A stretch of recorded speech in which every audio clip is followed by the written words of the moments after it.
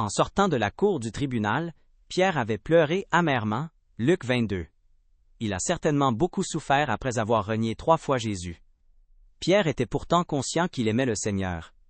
Il savait qu'un lien existait entre lui et son Maître, et que Jésus l'aimait toujours.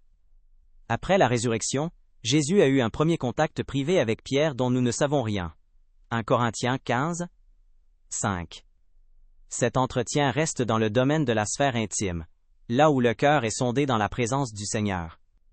Mais pour que Pierre puisse accomplir en toute liberté le service que le Seigneur lui réservait, il fallait qu'il soit rétabli publiquement, devant les autres disciples. Après le repas, le Seigneur va au fond des choses avec Pierre, mais sans faire directement allusion à ses fautes. Pas une parole de reproche, pas un blâme du divin pasteur. On l'a dit, ce que le Seigneur fait pour atteindre la conscience ne refroidit jamais le cœur. Nous ne perdons rien quand le Seigneur nous reprend. Simon, fils de Jonas, m'aimes-tu plus que ne font ceux-ci? Par ces quelques mots, Jésus conduit Pierre à la source du mal en lui faisant juger la cause dans les profondeurs de son cœur. Il s'adresse à son disciple par son patronyme, non par son nom de disciple, pour lui rappeler son identité avant leur première rencontre. 1. 42. La question que Jésus lui pose sonne comme un rappel. Pierre avait affirmé aimer le Seigneur plus que les autres disciples. Marc 14. 29. Peu avant cette déclaration, Jésus avait dit à Pierre qui s'étonnait qu'il lui lave les pieds.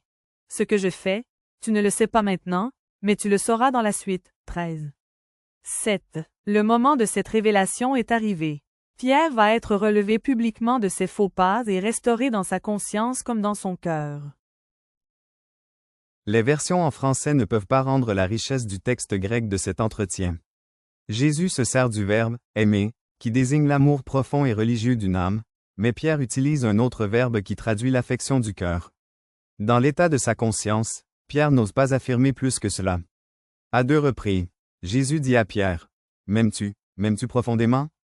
Pierre, conscient de ses reniements et de sa faiblesse, répond en utilisant un verbe moins fort « Tu sais que j'ai de l'affection pour toi. » La 3e fois, Jésus demande à Pierre « As-tu de l'affection pour moi ?»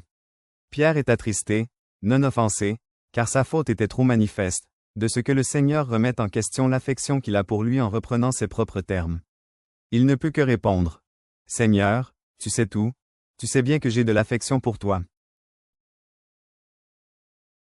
Le Seigneur dit à Pierre, « M'aimes-tu plus que même ceci ?» Sur cette terre, nous aimons à comparer les choses et les êtres, afin de nous glorifier. Dans la plénitude du ciel, toutes les comparaisons disparaîtront. Pierre pensait aimer le Seigneur plus que les autres disciples. Par cette première question, le Seigneur ne demande pas à Pierre de comparer son amour à celui des autres. Non, il lui demande de vivre une relation exclusive avec lui, fondée sur l'amour.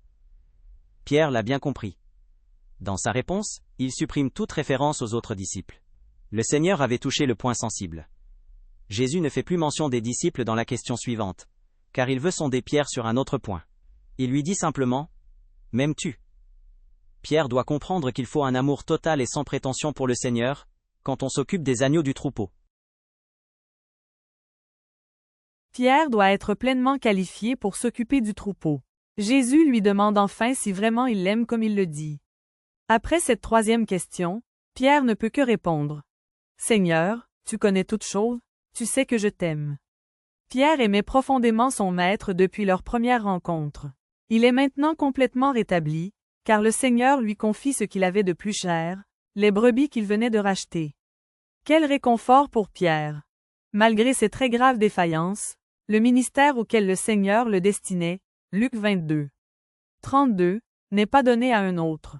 Jésus le charge même de nouvelles responsabilités, d'un ministère pastoral complet.